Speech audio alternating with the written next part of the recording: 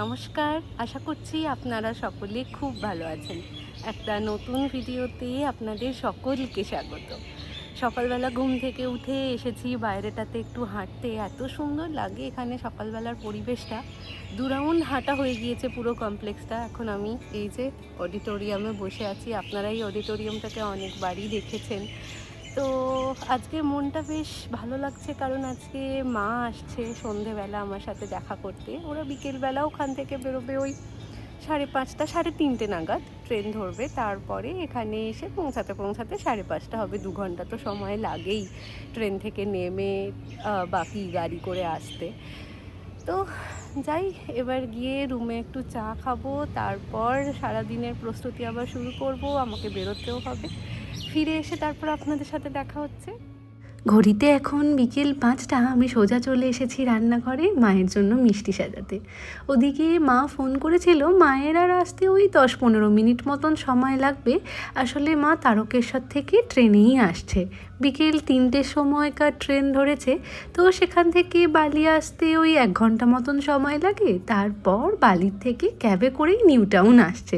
তো সেটা আস্তে আস্তে ওই 45 থেকে 40 মিনিট সময় লাগে যদি রাস্তায় না জ্যাম থাকে। ওই যে মা চলে এসেছে, চলুন এবার ওদেরকে নিয়ে ওপরে যাই। এটা কেমন? খুব ভালো খেতে। কালকে রাজা এনেছে তোমাদের জন্য, ওই জন্যই খুব ভালো লাগছে। এই যে মা রেডি, আমিও রেডি। মায়ের চশমা কোথায়? চশমা পড়তে হবে না, চশমা পড়তে হবে না, মেকআপ ঘেটে যাবে। রাজাও রেডি। দেখি দেখাও তুমি কি পরেছো। দেখো না। আমরা রেডি বিয়ে বাড়ি যাওয়ার জন্য। আমি মায়ের শাড়িই পরেছি আজকে। রাজার আমি ম্যাচিং, আবার মাও ম্যাচিং, বেগুনির দিকেই সবাই ম্যাচিংই পরেছি। চলো, ক্যাব এসে গেছে না? আজকে মায়ের কলকাতায় আসার প্রধান দুটো কারণ হচ্ছে, একটা তো আমার সাথে দেখা করতে আসা, আর আরও একটা হচ্ছে আজকে মায়ের ছোটোবেলাকার বান্ধবী কাজল আন্টির মেয়ের বিয়ে। কাজল আন্টিরা দমদমে থাকে। এই যে ও হচ্ছে শ্রেয়া, কাজল আন্টির মেয়ে। আজকে ওরই বিশেষ দিন। এই বিয়েবাড়িটা হচ্ছে দমদমেই একটা ব্যাঙ্কোয়েটে। আজকে যেহেতু বছরের শেষ বিয়ের দিন, মানে বাংলা বছরের শেষ বিয়ের দিন, তাই চারপাশের ব্যাঙ্কোয়েটগুলোতে প্রচণ্ড ভিড়। আর ইনি হচ্ছেন কাজল আন্টি। এখন মাকে নিয়ে যাচ্ছেন তার হবু জামাইকে দেখাতে। আমার মা আর মায়ের ছোট্টবেলার বন্ধু কাজল আন্টি। আমরা এখন যাচ্ছি ছাদে, ওখানে বিয়ের মণ্ডপ হয়েছে। তো এতটাই শাড়ি টাড়ি পরে না উঠতে অসুবিধা হচ্ছে, সেই জন্য লিফটে করেই আমরা যাচ্ছি। বাপি মা আগে চলে গেছে 4th ফ্লোরে। হ্যাঁ, সেটাই। আমার বিয়ের পর থেকে যখনই এরকম কোনো বিয়ে বাড়ি দেখি, তখনই যেন নিজের বিয়ের কথাই মনে পড়ে যায়। জানেন কি সুন্দর করে লাল গোলাপ দিয়ে সাজানো হয়েছে, দেখুন। চলো মিথুন ডাকছে, খেতে যাই। রাত হয়েছে অনেকটা, এইসবে বিয়ে শুরু হলো। ওদিকে মা গল্প করছে।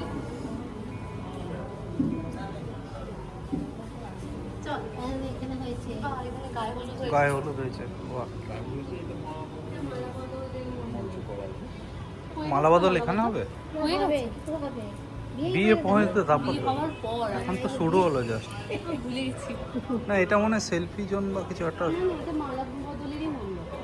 আচ্ছা আচ্ছা ওখানে বিয়ে হবে হয়ে সেই। আচ্ছা আচ্ছা। চলে এসেছি স্টার্টার কাউন্টার আর মেন কোর্স কাউন্টারের দিকে। আজকে এখানে নানান রকমের খাবার আয়োজন, জানেন। তো এই কাজল আন্টির সাথে মায়ের দ্বিতীয়বার পরিচয় হওয়ার মজার ঘটনাটা বলি। কেন দ্বিতীয়বার বলছি সেটাই প্রথমে আসি। আসলে আমরা যখন ছোট ছিলাম তখন থেকেই মায়ের মুখে কাজল আন্টির কথা বারবার শুনতাম, জানেন। কিন্তু কখনো দেখতাম না যে মা কাজল আন্টির সাথে কোথাও ঘুরতে গেছে বা কথা বলছে, কখনোই দেখতাম না। তার কারণ হচ্ছে কলেজ লাইফে কাজল আন্টি ছিল মায়ের বেস্ট ফ্রেন্ড, একেবারে অন্তরের বন্ধু যাকে বলতে পারেন। কলেজ শেষ হয়ে যাওয়ার পর লাঞ্চটাও ওরা এক থালাতেই করতো। তো কলেজের পর যখন দুজনেরই বিয়ে হয়ে যায়, দুজনেই বিয়ের পর যখন দুজনের থেকে অনেকটা দূরে চলে যায়, আর তখন তো ফোনের যুগ ছিল না, আর একে অপরের ঠিকানাও ছিল না, অথবা কোনো ল্যান্ডলাইন নাম্বারও ছিল না। তো সেই জন্য দুজনের মধ্যে যোগাযোগ কিন্তু একেবারে বন্ধ হয়ে যায়। সেই কারণেই বহু বছর ওদের মধ্যে কোনো যোগাযোগ ছিল না। কিন্তু বাড়িতে বন্ধু নিয়ে কোনো প্রসঙ্গ উঠলে মা কিন্তু বারবার কাজল আন্টির কথাই বলতো। তারপর আমরা যখন কলেজে পড়ি, যখন মায়ের হাতে বড় ফোন আসে, মা যখন ফেসবুক করতে শেখে, তখন দুজনে মিলে মানে আমি আর দিদি মিলে একদিন ঠিক করলাম এই ফেসবুকেই কাজল আন্টিকে খোঁজা যাক। অনেক দিন ধরে অনেক ধরনের গবেষণা চালানোর পর আমরা শেষমেশ কাজল আন্টিকে খুঁজে পাই। কাজল আন্টি তখন থাকতেন হায়দ্রাবাদে চাকরি সূত্রে। তারপর কাজল আন্টির সঙ্গে যখন পরিচয় হয়, ওনাকে যখন আমরা পরিচয় দিই যে আমরা চন্দ্রার মেয়ে, তারপর উনি সেই হায়দ্রাবাদ থেকে দেখা করতে এসেছিলেন মায়ের সাথে। মাঝখানে যে কটা বছর ওদের একে অপরের সাথে দেখা হয়নি, কথা হয়নি, সত্যি কতটা কষ্টের ছিল বলুন তো। আজ আমাদের হাতে স্মার্টফোন আছে, বন্ধুদের নাম্বার আছে, তবুও আমাদের রোজ দিন তাদের সাথে হয়তো কথা বলা হয়ে ওঠে না। সেই কারণে কত বন্ধুত্ব আজকাল ভেঙেও যায় বলুন। কিন্তু আগেকার দিনের এই বন্ধুত্বগুলো সত্যি অসাধারণ। তো সেখানেই হয় মায়ের সাথে কাজল আন্টির দ্বিতীয় পরিচয়, আর আমাদের হয় প্রথম পরিচয়। এই দেখুন, এদিকে আমরা খেতেও বসে পড়েছি, অথচ আপনাদেরকে বলাই হয়নি মেনুতে কী কী আছে। আজকে স্টার্টারে আছে চিকেন তন্দুরি, তার সাথে পনির সাথে চিজ বল, চা, কফি, মকটেল, অনেক কিছু। আর মেন কোর্সে সবার প্রথমে ছিল স্যালাড কাউন্টার, তো সেখানটা এত সুন্দর করে সাজিয়েছিল। তার মধ্যে ছিল ফ্রুট স্যালাড, রাশিয়ান স্যালাড, নানান রকমের সবজিকে চপ করা ছিল, আর ছিল আলুর চাট। তারপর মেন কোর্সের মধ্যে এখানে আছে মটরশুঁটির কচুরি, স্টাফ আলুর দম। স্টাফ আলুর দমের মধ্যে জানেন যেমন ওই ভেজিটেবিল পকোড়া হয়, ঠিক তার মতনই একটু পুর ভরা। তারপর ছিল প্লেন রাইস, পমফ্রেট ঝাল, আর ছিল বাসন্তী পোলাও, মাটন কষা, চিকেন কষা। এগুলো আমি সবগুলোই নন ভেজের আইটেম বললাম, ওনারা ভেজের দিকেরও ব্যবস্থা করেছিলেন যারা ভেজ খান। তো সেখানে ছিল এই মটরশুঁটির কচুরি, স্টাফ পটেটো, তার সাথে বাসন্তী পোলাও, পনির, মালাই কোফতা, অনেক কিছু। তো রাজা এরই মধ্যে একটা ফিশ ফ্রাই খেয়েই ওর পেট ভরে গিয়েছে, তারপরে ও একটা কচুরিই খেয়েছে মাত্র। তো সোজা চলে এসেছে এখন কুলফি কাউন্টারে। এখানে ছিল কেশর কুলফি, আর তার উপর থেকে দেয়া হচ্ছিল একটু ফালুদা আর একটু রুয়াবজা। অসাধারণ খেতে ছিল জানেন এই কুলফিটা, কিন্তু অত কিছু খাওয়ার পর এতটাই পেট ভরে গিয়েছিল যে আমরা আর এটা পুরোটা খেতে পারিনি। আমাদের ওদিকে শ্রীরামপুরে স্টেশনের পাশেই এরকম একটা কুলফির দোকান ছিল জানেন, এখনও আছে কি না ঠিক জানি না, তবে সেখানে দারুণ কুলফি বিক্রি হয়। এই রকম কুলফির উপরে ওনারা 2 রকমের ফালুদা, 2 রকমের সিরাপ ছড়িয়ে দেন, অসাধারণ লাগে খেতে।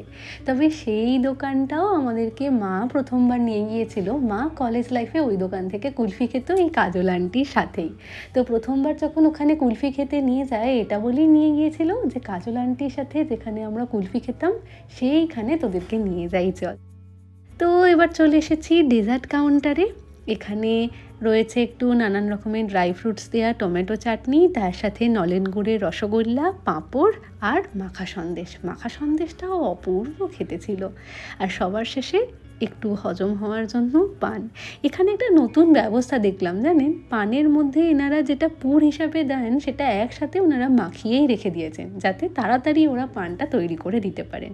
বিয়েবাড়িতে এসে আপনাদের অনেকের সাথে আমার পরিচয় হয়েছে, দেখা হয়ে আমাদের খুব ভালো লাগলো জানেন। চলুন, এদিকে বিয়েবাড়িও শুরু হয়ে গিয়েছে। আজকের ভিডিওটা তাহলে এখানেই শেষ করছি। আজ তাহলে আসি, আবার আসবো নতুন একটা ভিডিও নিয়ে। ততক্ষণ সকলে সুস্থ থাকবেন, সচেতন থাকবেন, আর সকলের খেয়াল রাখবেন।